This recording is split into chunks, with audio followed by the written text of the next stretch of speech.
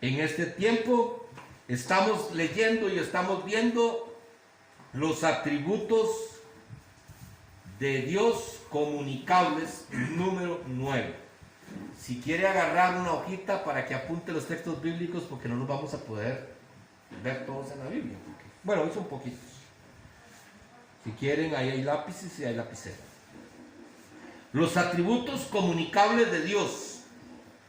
Y estamos hablando de 8 atributos comunicables, pero los atributos morales de Dios. Y hemos venido hablando del amor, hemos venido hablando de todos esos atributos maravillosos que Dios nos ha venido compartiendo para que nosotros los podamos poner en práctica. Dijimos la semana pasada que el atributo de Dios, uno de esos atributos es la paz. Y qué interesante, porque dice la palabra en Juan capítulo 14 versículo 17, que eso lo vimos la semana pasada. La paz os dejo, mi paz os doy. Yo no os la doy como el mundo la da. No se turbe vuestro corazón, ni tenga miedo.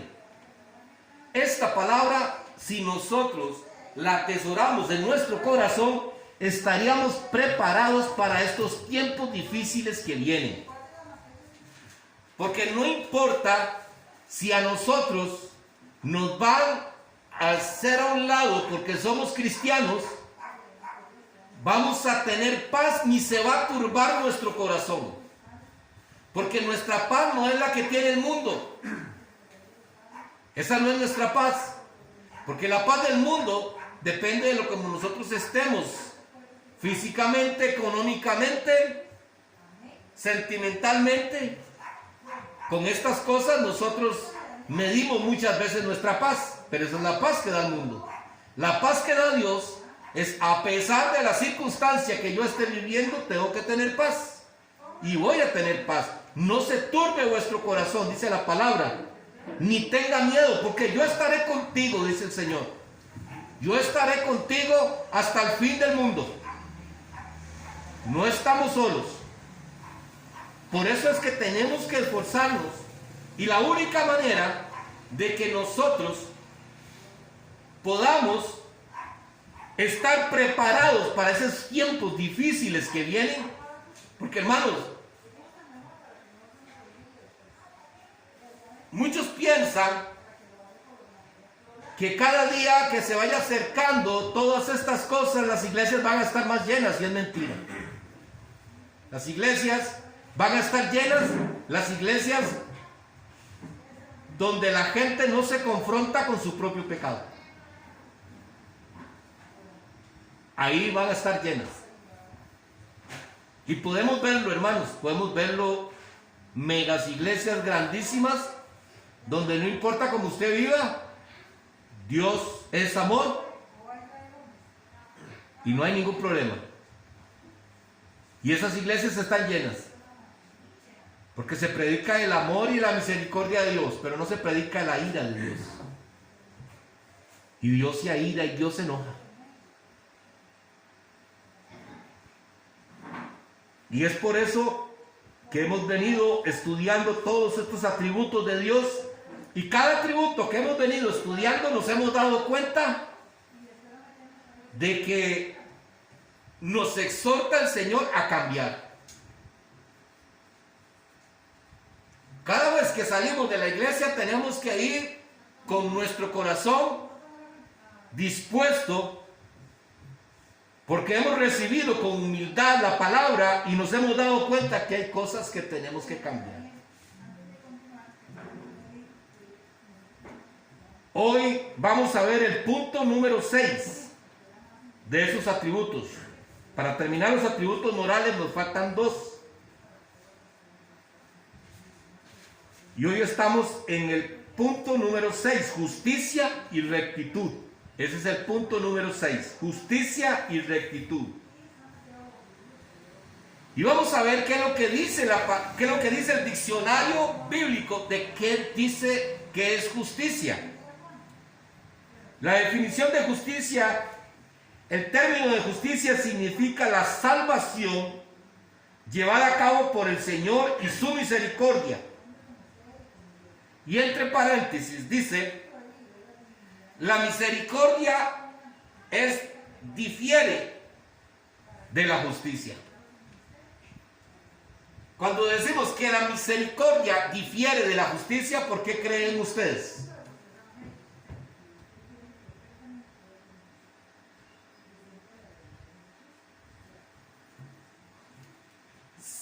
¿Qué es lo que nos dice el Señor en su palabra? Ama a tu enemigo. Entonces, resulta que yo le pedí 50,000 pesos prestados a mi hermana Cristi y no se las pagué. Entonces Dios la manda a Cristi a ser misericordiosa. No a que llegue mi hija, no me pagues, no, sino tener mucho cuidado, no maltratarse. Si llega y ver la manera de cómo arreglar, pero con misericordia. Entonces la misericordia es contraria a la justicia. ¿Y por qué dice la palabra en esto? Porque resulta que usted y yo, dice aquí, el término de justicia significa la salvación que fue llevada a cabo por nuestro Señor Jesucristo. Entonces, usted y yo no merecíamos ser salvos. Si fuera la justicia de Dios, usted y yo merecíamos morir. A usted y a mí eran los que tenían que pegar en esa cruz, no Él. Pero la justicia, la misericordia de Dios, por eso es que es contraria a la justicia. Porque Él hizo algo por nosotros que no debía hacer. Ahora, por esa actitud de Jesús, y que es un atributo que nos lo comunica a nosotros tenemos que ser iguales. Y se recuerda en el pasaje bíblico donde habla de que un hombre llegó y le dijo, por cierto, hoy lo lees, está Mateo. Está Mateo.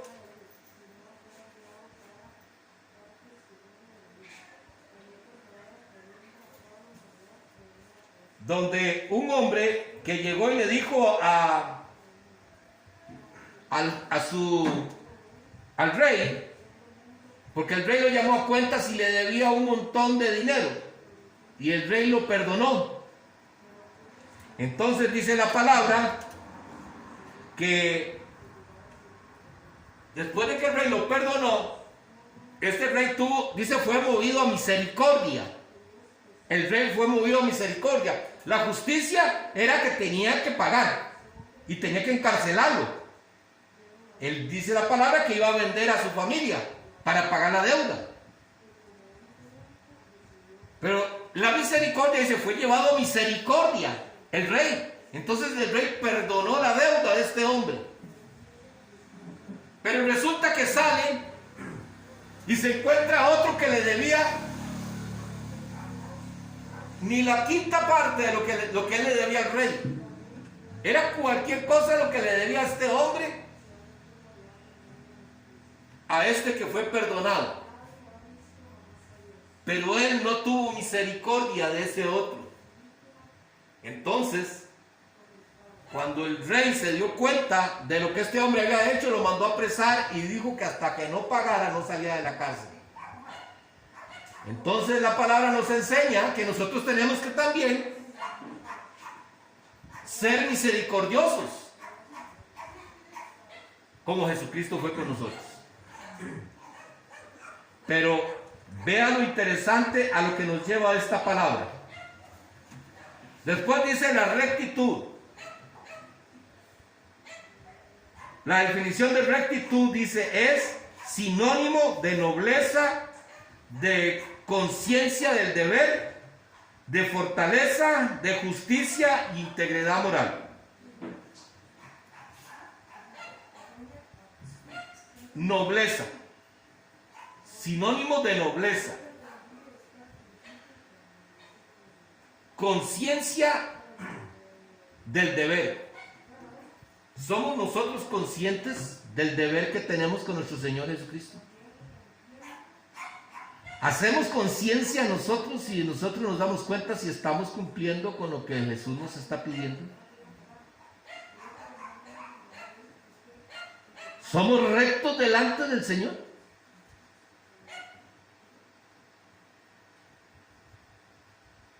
¿Nos comportamos íntegramente moralmente? ¿Nos comportamos íntegros delante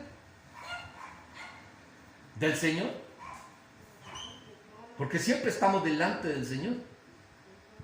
Usted puede estar ahí en la parada y está delante del Señor. El Señor está con usted. ¿Nos comportamos nosotros íntegramente?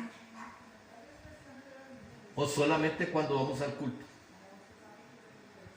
Es que la iglesia es un lugar santo y hay que comportarse, porque así nos enseñaban, ¿verdad? ¿Se acuerdan?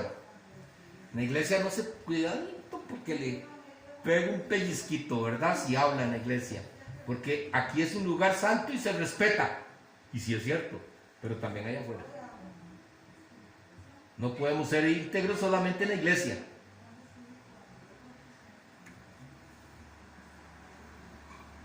¿Qué dice la Biblia con la rectitud? Con la justicia de Dios. Y así, ahora sí pueden ir apuntando Deuteronomio capítulo 32, versículo 4.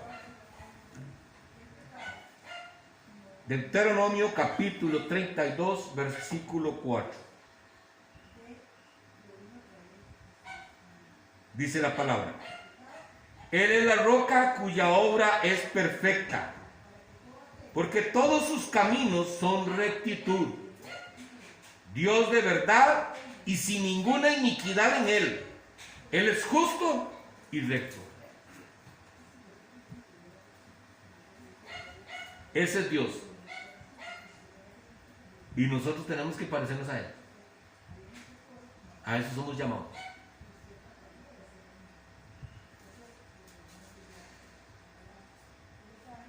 Porque sus caminos son de rectitud, Dios de verdad y sin ninguna iniquidad. Así debemos de ser nosotros, justos y rectos también. Vamos a apuntar Génesis capítulo 18, versículo 25.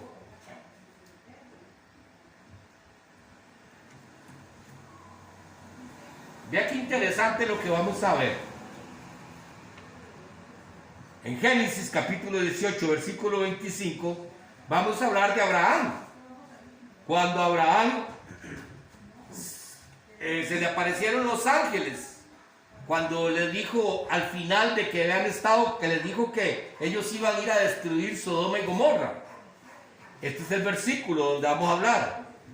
Entonces dice la palabra: lejos de ti hacer tal, dijo Abraham a Dios, al ángel de Dios, que hagas morir al justo con el impío, y que sea el justo tratado como el impío.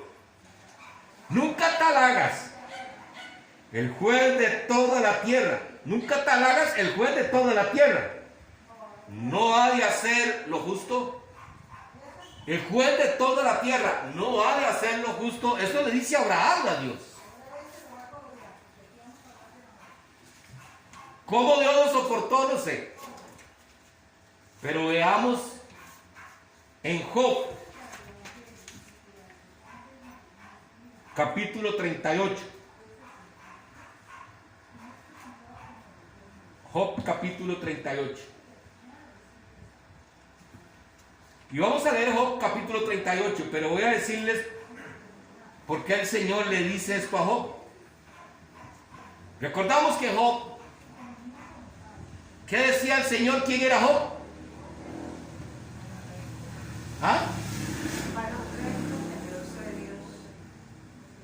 El Señor se jactaba de Job, ¿verdad? Delante del diablo. Vea mi hijo Job. No hay hombre como él en la tierra. Hombre recto y justo. Pero resulta que Job estaba el Señor le permitió a Satanás tratar con Job. Y cuando Job fue tratado en la carne,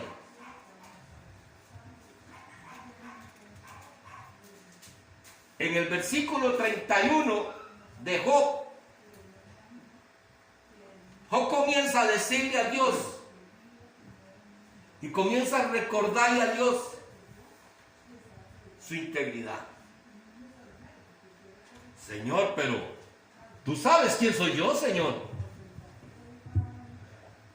Yo nunca he dejado a la viuda sin ayudar. Al huérfano nunca lo he dejado solo. Al forastero lo he hospedado en mi casa, Señor. Señor, yo he sido un buen patrón con las personas que están a mi cargo. Comienza Job a decirle, pero ya, Señor, ¿por qué a mí? ¿Por qué a mí? ¿Por qué yo tengo que pasar esto, Señor, si yo voy a la iglesia? Señor, ¿por qué yo tengo que pasar esto, Señor, si yo no le hago daño a nadie? Señor, yo oro todos los días. Señor, yo doy ofrendas a la iglesia. Yo diezmo a la iglesia, Señor, ¿por qué a mí? Esta es la actitud que está teniendo Job. Job justifica su integridad, dice en el versículo 31, ahí lo pueden ver. Pero ojo lo que le dice el Señor a Job. Vea, hermanos, que no nos pase a nosotros. Jehová, dice el texto, Jehová convence a Job de su ignorancia. Ay, Dios mío. Jehová convence a Job de su ignorancia. Dice el Señor, dice Dios, Jehová, a Job. Entonces, respondiendo Jehová a Job desde un torbellino, perdón, les digo la cita bíblica, ¿sí? Sí, bueno. Job 38, del 1 al 13. Entonces respondió Jehová a Job desde un torbellino y dijo, ¿quién es ese que oscurece el consejo con palabras sin sabiduría? Ahora, ciñe como varón tus lomos. Yo te preguntaré y tú me responderás. Tú me contestarás. ¿Dónde estabas tú cuando yo fundaba la tierra? Házmelo saber, si tienes inteligencia. ¿Quién ordenó sus medidas? Si lo sabes. ¿Quién ordenó sus medidas si lo sabes? ¿O quién extendió sobre ellas el cordel? Cordel quiere decir aquí una cuerda de medir. Eso es lo que significa cordel. Es una cuerda que medían como para ver el tamaño. ¿Sobre qué están fundadas sus bases? ¿O quién puso su piedra angular? Cuando alababan todas las estrellas del alba y se regocijaban todos los hijos de Dios. ¿Quién encerró con puertas el mar cuando se derramaba saliéndose de su seno? Cuando puse yo nubes por vestidura suya, y por su faja oscuridad, y establecí sobre él mi decreto, le puse puertas y cerrojo, y dije, hasta aquí llegarás, y no pasarás adelante, y ahí parará el orgullo de tus olas. ¿Has mandado tú a las montañas en tus días? ¿Has mostrado el alba su lugar? Para que ocupe los fines de la tierra y para que sean sacudidos de él los impíos?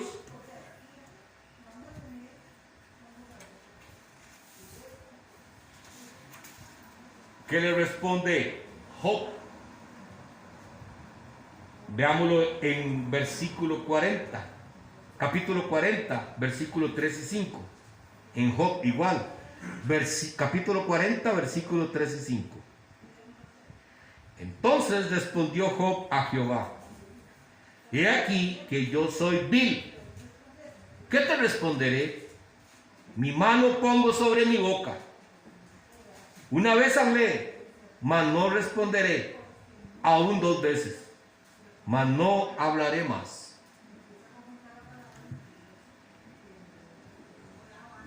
Amados, Dios es soberano.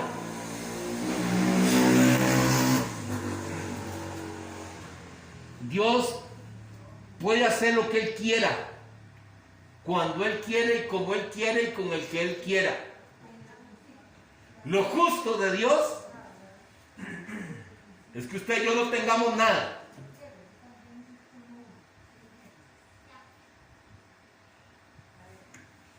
Por eso muchas veces decimos: ¡ay, qué injusticia! Uy, es que en el mundo sí hay injusticia. Y ahí es donde comenzamos a renegar de Dios. Pero resulta que la justicia de Dios es que todos muramos. Que ni uno solo se salvara, todos moríamos. Esa era la justicia, ese era lo que nos tocaba. Pero Él en su infinita misericordia manda a su Hijo para que nosotros podamos ser salvos. Pero podemos ver aquí la soberanía de Dios en estos dos textos, en estos textos bíblicos que leímos de Job y que leímos de Génesis, donde el Señor, donde primero Abraham le habló y respetuosamente al Señor. ¿Quién es Abraham para pararse delante del Señor y decirle: Señor, vas a condenar al justo con el impío?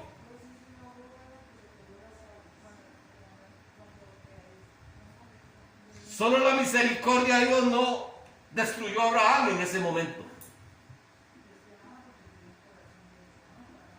Pero eso es una de las razones por las que nosotros debemos ver la soberanía de Dios, que Dios hace lo que Él quiere. Porque a Job, siendo Job, y como Él habla de Job, a Job lo reprendió. ¿Y quién eres tú para decirme a mí todas estas cosas? Echándome en cara tu rectitud. Porque resulta que si usted no roba, si usted no anda en adulterio, si usted no fornica, si usted guarda el día del Señor, usted no está haciendo nada extraordinario. Eso es lo que usted tiene que hacer. Pero muchas veces cuando hacemos las cosas buenas, creemos que estamos haciendo algo extraordinario. Entonces Dios tiene que bendecirme, porque yo estoy haciendo las cosas bien. Y es que eso es lo que nos han enseñado. Si usted hace las cosas bien, Dios te tiene que bendecir. Y no es cierto, hermanos. Dios no tiene por qué bendecirnos a nosotros. Si Él quiere, Él lo hace, porque Él es un Dios de amor. Pero que tú te comportes bien, eso es un deber tuyo y mío. De que tú no robes, eso es un deber tuyo y mío. Es lo mínimo que podíamos hacer. Entonces, cuando vemos a Job aquí, que viene haciendo alarde de todo lo que él hace, ¿qué le dice el Señor? Eso estamos hablando en el Antiguo Testamento. Vea lo que nos dice en el Nuevo Testamento. Romanos capítulo 9, versículos 20 al 21.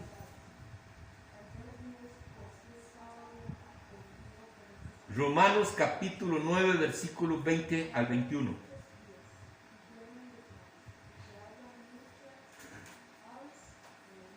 Dice la palabra: mas antes, oh hombre, ¿Quién eres tú para altercar con Dios?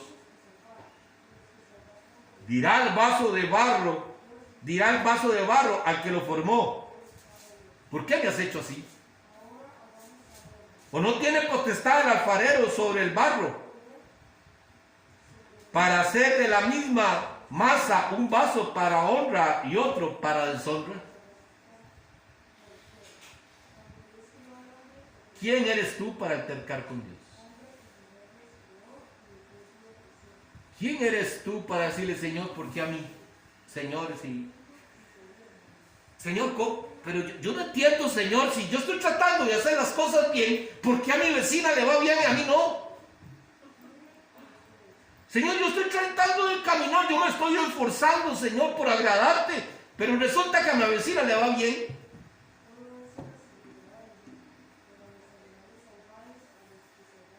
¿Quién eres tú para altercar conmigo?, dice el Señor.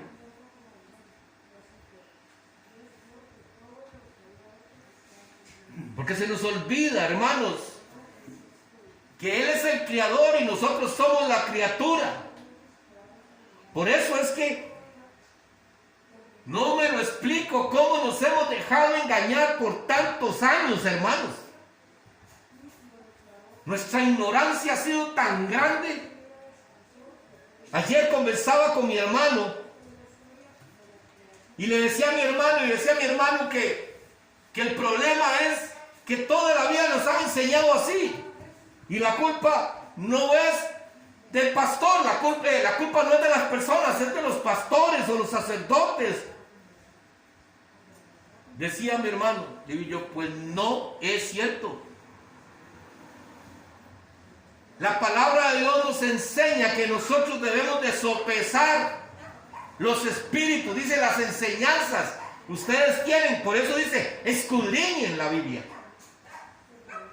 Y nos quedamos hoy en día ver nosotros cómo, hermanos, cómo por tantos años hemos tenido un Dios para que nos sirva como si nosotros fuéramos el creador y Él la criatura. ¿Cómo han sido nuestras oraciones? ¿O cómo siguen siendo nuestras oraciones muchas veces? Seamos honestos. Señor, comenzamos a alabarlo en 2 segundos. Señor, gracias por todo lo que me has dado. Señor, gracias por mis hijos. Gracias. Ahora sí, ya. Señor, espérese porque traigo una lista aquí. Quiero pedirte, Señor, que guardes a mi hijo, que protejas a mi esposo en el trabajo, Señor. Te pido que mandes ángeles, Señor, a cuidarlo. Señor, te pido que le des la inteligencia a mi hijo para que saque este año. Señor, yo quiero darte las gracias por la sabiduría que me diste para el trabajo, pero te pido que me mandes clientes. Señor, yo quiero pedirte, Señor, para que me mantengas con salud, Señor. No importa lo demás, manténgame con salud, Señor, para yo trabajar. Como si fuéramos independientes, ¿verdad? Como si no dependiéramos de Dios. Y podemos sacar una lista ahí de cosas que le pedimos a Dios. Y si duramos 15 minutos orando, 13 minutos y medio son para pedir y minuto y medio si acaso para darle gracias. Y Él es el creador. Él es el creador. Y nosotros las criaturas. Imagínese usted, nada más imagínese. Póngase el ridículo que usted haría. O que yo haría. Que me vayan a dar un trabajo en una empresa. Ay, mira, yo les agradezco tanto que ustedes me hayan tomado en cuenta para trabajar con ustedes. Sí, pero vea, yo voy a trabajar, pero yo trabajo de 7 a 5 de la tarde, lo más, y ahí no puedo más. Oiga, pero yo también voy a coger, a mí no me sirven 15 minutos de café, no, yo voy a coger media hora. Y el almuerzo va a coger hora y media. Y comenzamos a decirle a nuestro patrón, ¿qué es lo que nosotros queremos?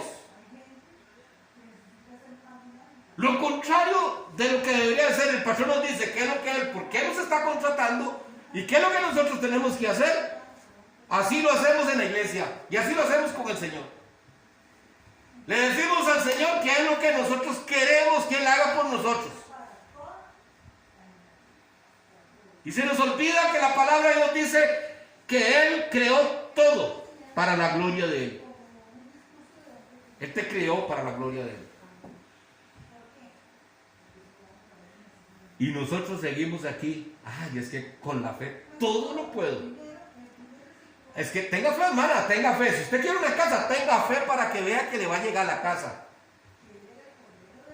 No, hermanos.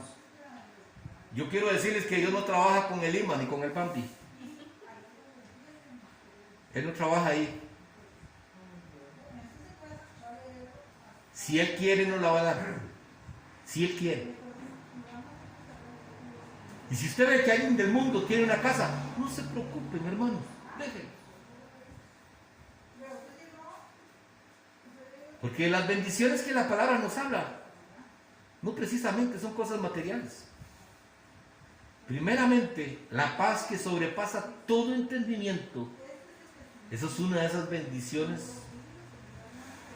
El amor que Dios nos ha dado a nosotros es una bendición que solo viene de Dios. Porque si usted ha aprendido a amar como Dios ama, usted se da cuenta que usted comienza a tolerar cosas que antes no podía tolerar. Porque ese es el amor de Dios. El amor de Dios todo lo soporta.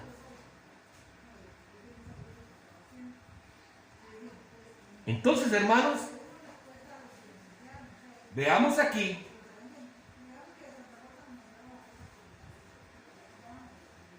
que la palabra nos enseña a nosotros a dónde está la justicia de Dios. Y vamos a leer Romanos capítulo 3, versículo 21 al 26.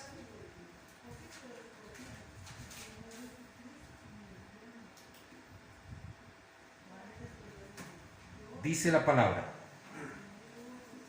pero ahora, aparte de la ley, se ha manifestado la justicia de Dios, testificada por la ley y por los profetas. La justicia de Dios por medio de la fe en Jesucristo para todos los que creen en Él. Porque no hay diferencia, por cuanto todos pecaron y están destituidos de la gloria de Dios, siendo justificados gratuitamente por su gracia, mediante la redención que es en Cristo Jesús, a quien Dios puso como propiciación por medio de la fe en su sangre para manifestar su gracia a causa de haber pasado por alto en su paciencia los pecados pasados, con la mira de manifestar en este tiempo su justicia, a fin de que Él sea justo y en que justifica al que es de la fe de Jesús. Vean, hermanos,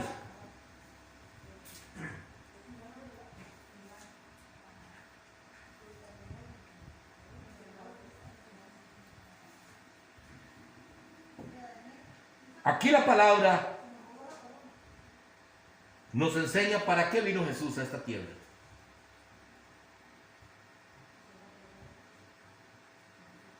¿Qué vino a hacer Jesús a esta tierra? A pagar el precio que le tocaba a usted y me tocaba a mí, para perdonar nuestros pecados, ¿verdad? ¿Para qué lo hizo Él? ¿Por qué? ¿Para qué Jesús hizo eso? Ya perdonó nuestros pecados. Ahora, ¿qué sigue? ¿Para qué? Para salvación. Pero ¿cómo vamos a obtener la salvación? ¿Quién es el que tiene que decir si somos salvos o no somos salvos?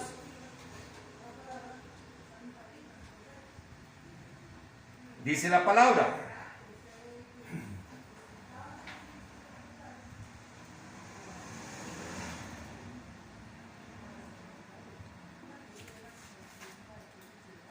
Versículo 24, el que estamos leyendo, de Romanos 3, versículo 24. Siendo justificados gratuitamente por su gracia, mediante la redención que es en Cristo Jesús. Él vino y pagó esa cuenta de nosotros. Vea, Cristi, ¿cuánto debes en el banco?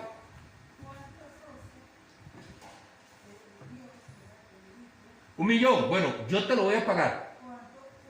Pero ya no te endeudes más. Oye, ya no te endeudes más. Y resulta que anteriormente decían que Cristi era la mala paga. Pero resulta que como Jesús vino y pagó la deuda, se lo borró ese pecado. Ya no es mala paga, ya pagó. Pero ¿qué pasa si Cristi se vuelve a endeudar y no puede pagar? ¿La justificará Dios? Y eso es lo que está pasando, hermanos. Él vino y perdonó tu pecado. Pero para que Él te pueda justificar delante del Padre, es necesario que nos apartemos del pecado, hermanos. Si no, ¿cómo nos va a justificar? ¿Cómo podemos decir que yo justifico a alguien? Yo puedo decir, en una ocasión le serví porque yo conocí a Luis había trabajado conmigo, y entonces cuando me pidieron una recomendación, yo justifiqué que Luis era un buen empleado. Entonces en ese lugar me dijeron, bueno, ya sí, tiene recomendaciones buenas y todo eso, venga para acá. Así va a ser con nuestro Padre en el cielo. Para eso Jesús vino a pagar ese precio, para justificarte, para decirte, yo pago tu deuda. Porque aquí que dice, es que aquí lo dice, hermanos, no es un invento mío. El versículo 25, a quien Dios puso como propiciación por medio de la fe en su sangre, para manifestar su justicia, a causa de haber pasado por alto en su paciencia los pecados pasados. Los pecados pasados.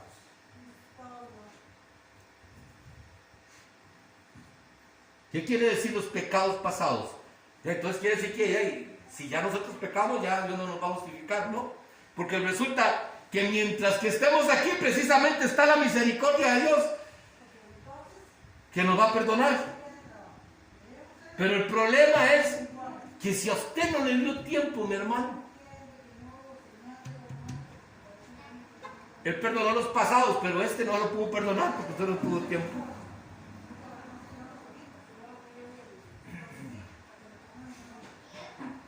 Y honestamente, hermanos, qué poco pensamos nosotros. La mayoría de nosotros no pensamos que a mí me va a tocar en cualquier momento de morirme. Porque si yo le digo a usted, en este momento tú te morís, ¿a dónde vas? Uy, Señor, dame tiempo, Señor. ¿O no? ¿Ah? Uy, no, yo le pido a Dios que no sea todavía porque tengo que ponerme en paz con muchos. No. Dios no te va a dar tiempo. Si Él dice hasta aquí, es hasta aquí. La misericordia de Dios es hoy. Mañana puede ser que lo que caiga sobre usted es juicio nada más. Porque tal vez mañana ya no está. Y no tuvo tiempo. Y no crean que ya estamos enfermos y ya nos dijeron, mira, es que a usted quedan de 24 horas de vida. Ay, Señor. Ahora sí, Señor, vengo a ponerme en cuentas contigo. Yo te pido perdón. Eso no funciona así. ¿Y saben por qué no funciona así? Porque Dios conoce nuestro corazón. Y sabe que en nosotros no había arrepentimiento para cambiar la vida, para agradarle a Dios. Queríamos agradarle al mundo. Lo que pasa es que ahorita por necesidad queremos pedirle perdón para entrar al reino de los cielos. Eso le pasó al segundo ladrón.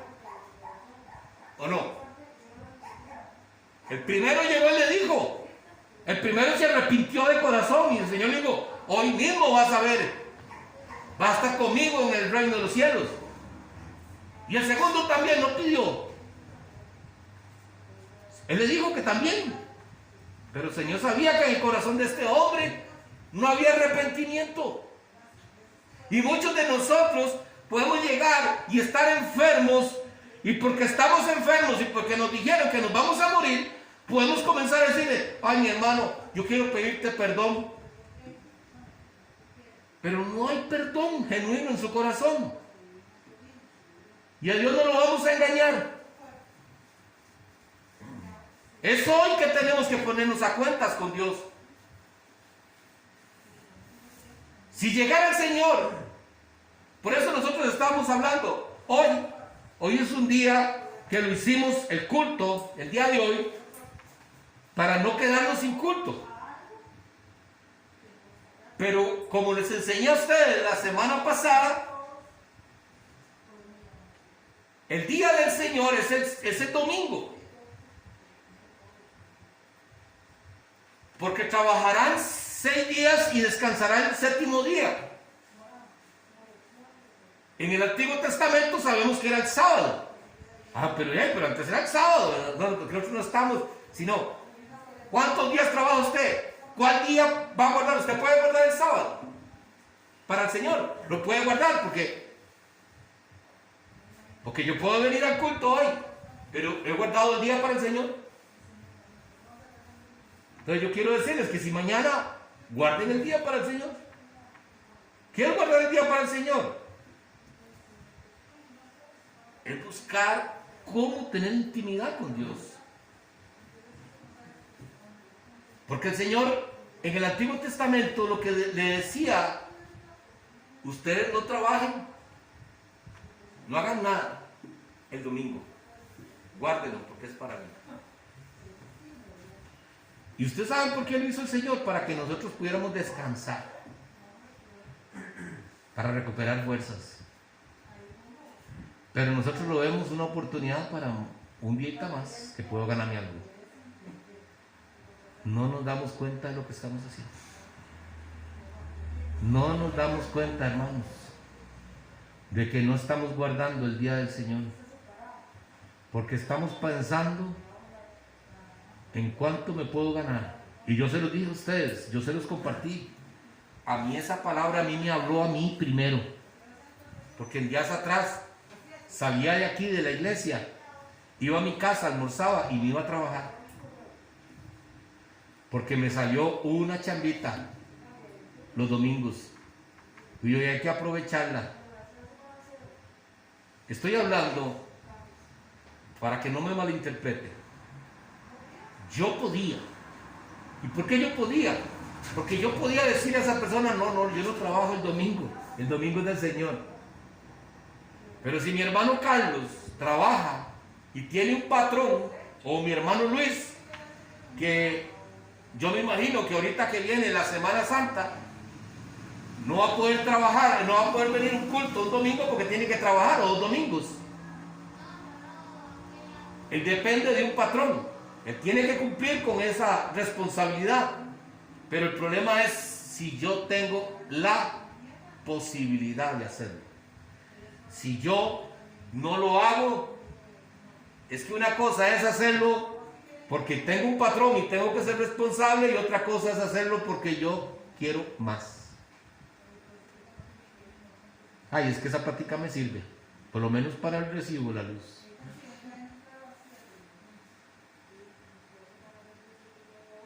¿Somos justos con Jesús? Porque vean, hermanos, estamos hablando de la justicia de Dios. ¿Será justo que Jesús haya muerto por nuestros pecados y que nosotros queramos seguir pecando? ¿Eso es justo?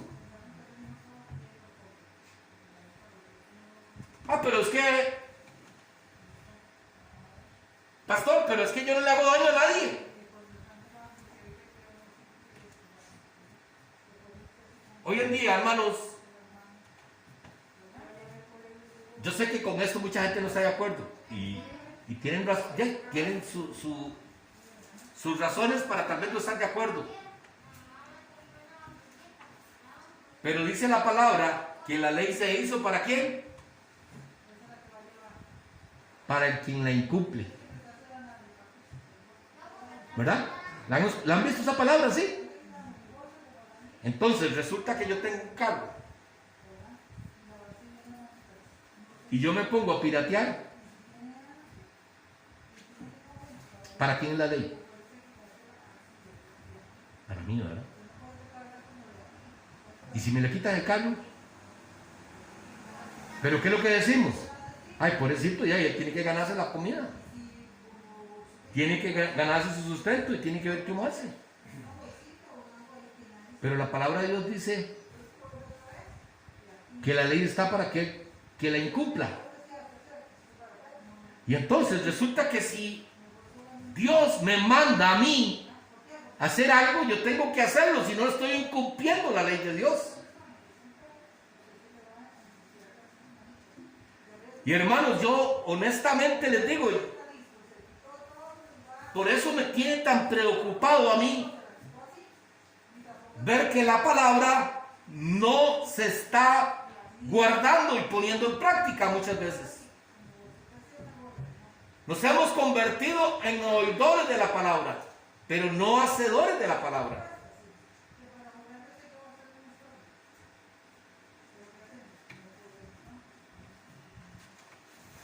Porque primero acomodamos todo. ¿Se acuerdan que un día de estos les mandé un mensaje que me ha llegado y dice que la excusa para decir que no a lo demás es porque tengo que ir a la iglesia? Tengo una buena excusa para decirle no puedo, porque primero tengo que ir a la iglesia. Ustedes saben, hermanos, un día de esto les hablé de por qué Jesús hablaba en parábolas. ¿Se acuerdan? ¿Quién ha escuchado esa enseñanza?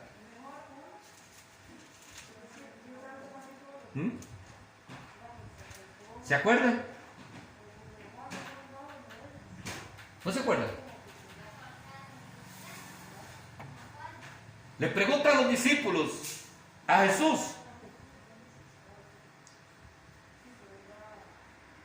Jesús le habló la parábola del sembrador.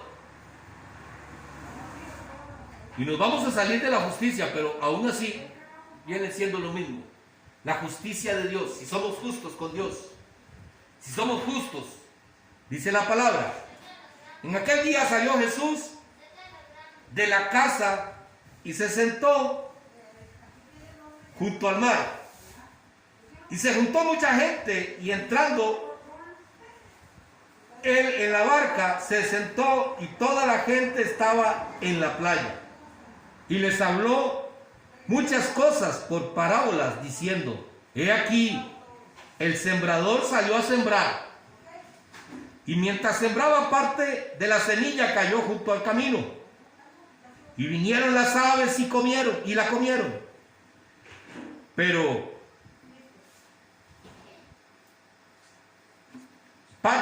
parte cayó en pedregales, donde no había mucha tierra, y brotó pronto, porque no tenía profundidad de tierra. Pero salió el sol, se quemó, porque no tenía raíz, y se secó. Y parte cayó entre espinos, y los espinos crecieron y la ahogaron. Pero parte cayó en buena tierra y dio fruto, cual al 100, cual al 60 y cual al 30 por uno. El que tenga oídos para oír, que oiga. El Señor les dio estas parábolas a la gente, Pero resulta que llegaron los discípulos y le dijeron: Señor, ¿por qué les hablas en parábolas? ¿Por qué les hablas en parábolas? Entonces dice el Señor: porque a vosotros les es dado saber los misterios del reino de los cielos, mas a ellos no les es dado. Porque a cualquiera que tiene se le dará y tendrá más, pero al que no tiene, aún lo que tiene será quitado. Por eso les hablo por eso les hablo por parábolas, porque viendo no ven y oyendo no oyen. Y voy a leerles nada más qué dice cuando dice aquí la palabra que nos enseña la explicación que Jesús da a esta parábola. Y eso somos nosotros. Oíd pues vosotros la parábola del sembrador. Cuando alguno oye la palabra del reino y no entiende, viene el malo y arrebata lo que fue sembrado en su corazón. Este es el que fue sembrado junto al camino, el que no entiende.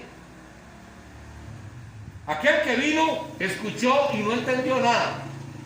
El diablo viene y lo poquito que se sembró se lo lleva. Ahora oiga, hermanos, y aquí estamos nosotros. El que fue sembrado en pedregales, este es el que oye la palabra y al momento la recibe con gozo, pero no tiene raíz en sí. No tiene raíz en sí, sino que es de corta duración, pues al venir la aflicción o la persecución por causa de la palabra, luego tropieza. ¿Somos nosotros estos? ¿Alguno de estos? ¿Somos de poca raíz? Porque cuando viene la prueba tropezamos y nos apartamos, dice la palabra. El que fue sembrado entre espinos, oigan hermanos, este es para nosotros, bien clarito. Acuérdense que dijo aquí antes: el que tiene oídos para oír, que oiga. El que fue sembrado entre los espinos, este es el que oye la palabra. Pero el afán de este siglo y el engaño de las riquezas ahogan la palabra y se hace infructuosa. Yo creo que en este estamos la mayoría, ¿verdad?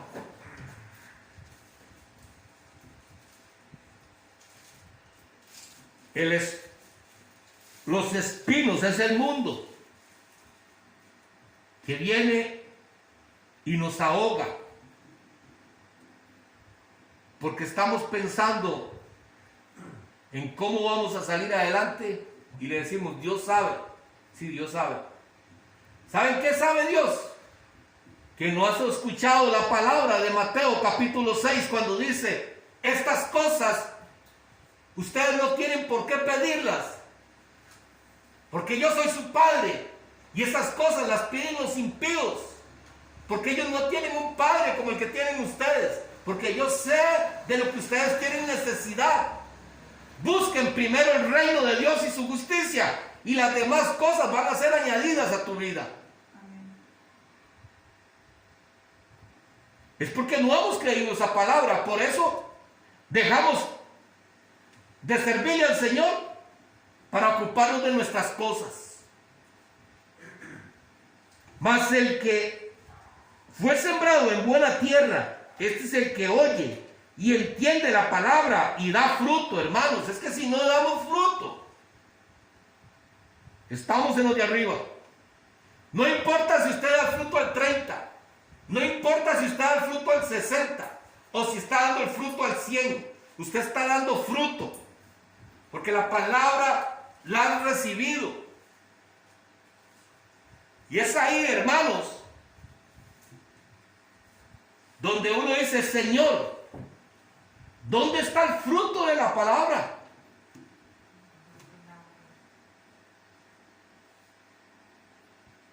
¿Por qué te cambiamos, Señor, por las cosas de este mundo?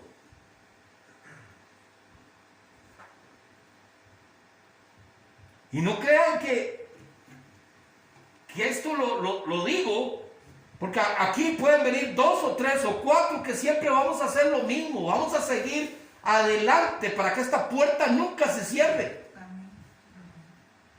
Porque esa es nuestra convicción. Porque nosotros, Dios nos mandó a predicar la palabra y la palabra la predicamos. Él sabrá qué es lo que hace con la palabra. Y Él sabrá si estamos dando el fruto o no lo estamos dando. Pero que estamos hablando de la justicia de Dios. Y vemos que hemos recibido estas enseñanzas. Y que Dios anhela que demos fruto. Y si no estamos dando fruto porque lo cambiamos por nada, ¿de qué nos sirve que Dios nos comparta ese atributo de la justicia si no somos justos? No somos justos con el Señor porque no estamos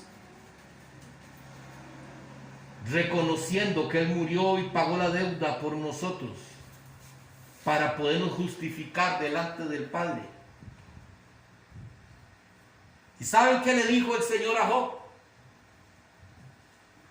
Y vea qué fuerte lo que le dijo el Señor a Job. Hermanos, vea. Job primero comienza a sacar pecho. Ay, Señor, pero mire que yo soy bueno, Señor, que yo esto, ya lo vimos. Luego Job reconoce que mejor se hubiera quedado calladito, ¿verdad? Porque dijo, mejor me pongo la mano en la boca y no hablo más, dijo Job. Y aún así, vean lo que le dice el Señor a Job en Job capítulo 40, versículo 8.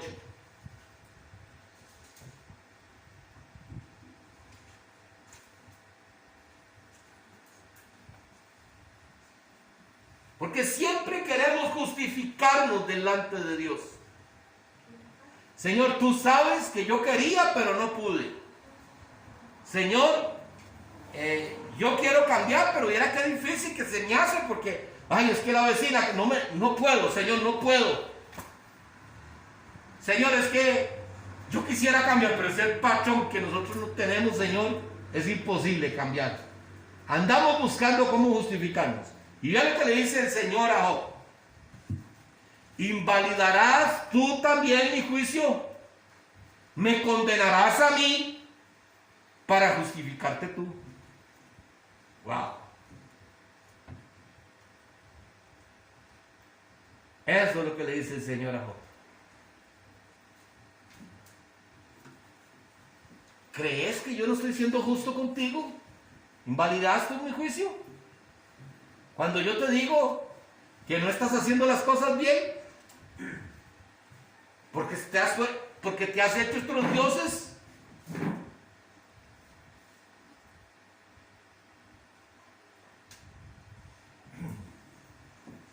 ¿Invalidarás tú mi juicio? ¿Me dirás que yo soy injusto? ¿Me condenarás a mí? Dice el Señor. ¿Me dirás que yo no soy justo? Ay, pero puña, es que yo no sé. Hay veces que yo no entiendo. Señor, ¿cuánto no he orado?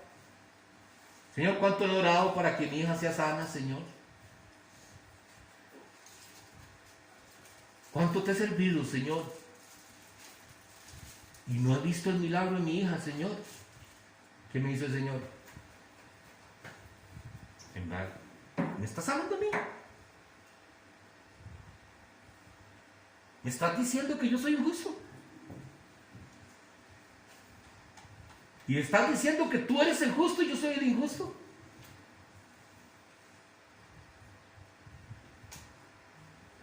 Y eso es lo que nos sucede, hermanos. Tenemos que pedirle muchísimo a Dios que nosotros podamos ver en realidad el tiempo en que estamos viviendo, hermanos, porque es que puede ser un abrir y un cerrar de ojos. Y está en vida tu vida eterna, hermano y mi hermana. Está en juego tu vida eterna. Recordemos que dice la palabra que son pocos los que entran en el reino de los cielos. Son pocos. Porque ancha es la puerta. Ancha es la puerta en la que nosotros deseáramos, que nosotros anheláramos, como nos lo han enseñado, porque la mayoría de las personas creemos que el Hijo de Dios se le abren las puertas de los cielos de par en par, así para que entremos y que derrame bendición hasta que sobreabunde. Esa es nuestra visión de como cristianos. Y creemos que todo nos va a ir bien. Ay, pero se nos olvida que Jesús le dijo a los apóstoles: el que quiera seguirme tiene que coger su cruz, porque van a padecer sufrimiento y van a padecer persecución. Entonces, hermanos, Dios nos está hablando, y que cada uno de nosotros, porque al fin y al cabo el único que conoce su corazón es Dios, yo no, y el único que te va a juzgar es Dios. Pero yo quiero decirles algo, hermanos, porque esto se ha dado mucho ahorita en estos tiempos. Hemos escuchado cómo muchos pastores han estado denunciando las malas doctrinas y han dicho nombres de pastores, y muchas personas han dicho: es que estos pastores lo que están haciendo es dividiendo la iglesia, ¿sí o no? ¿Qué opinan ustedes? No la están dividiendo. Están cuidando la iglesia. Porque nosotros estamos tan contentos con todos esos pastores.